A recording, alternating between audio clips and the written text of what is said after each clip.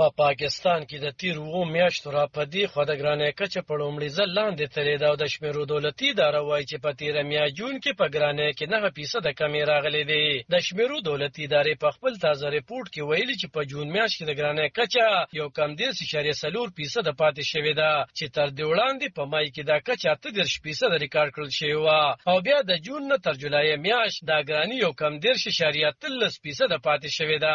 دا تازه شمیرې ښایي چې تیره میاشت د چرګ غوښه، الوګان، شوده یا پې، روچې، خګې، سبزیان یا اوړه ارزان شوي دي. په کلني بنیاد یو کال کې سیګریټ یو کم 10.2%، چې 114% او وړه 90% ګران شوي دي.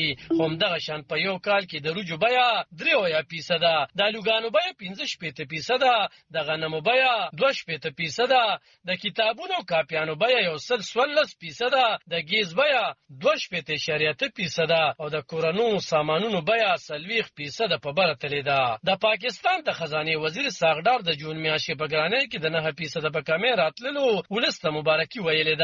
په خپل یو بیان کې د خزانه وزیر ویلي چې د ګرانۍ کې د کمی ترڅنګ په خلاص مارکیټ کې د پاکستانی روپۍ ارزښت هم سیوا شوی دی او دا مخال یو ډالر د 200 اویانا نیولې تر 202 روپو خرڅیږي. دا په داسې حال کې چې تیره هفته پاکستان او نړیوال مالیاتي اداره IMF د 3 ارب روپو د پور په تړون سلا شوی دی او مطبوعات وایي چې روانه میاشت په د IMF اجرایه بورډ د دې تړون منځوري ورکړي چې له هغې وروسته به د IMF لخوا پاکستان ته پیسې ورکړل شي. پاکستان کې د پیسو بدلونکو د اتحادیې جنرال سیکرټري ظفر پراچا وایي چې داسې نه ښکاري چې د اوږدې مودې دپاره روپۍ په ځای وساتل شي یا ډالر د 15 روپو پورې ارزان شي. خبرو کې هغه ویلي چې د ملک مجموعي اقتصادي حالت ډېر ښه نه دی، که څه هم د IMF نه به پیسې ترلاسه شي ځکه چې په ملک کې ډالر نشته او روپۍ به د فشار سره مخ وي.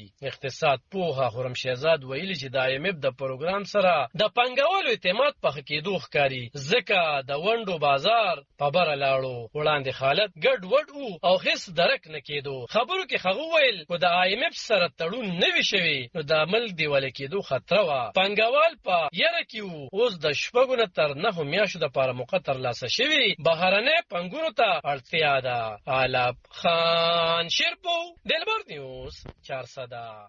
په پاکستان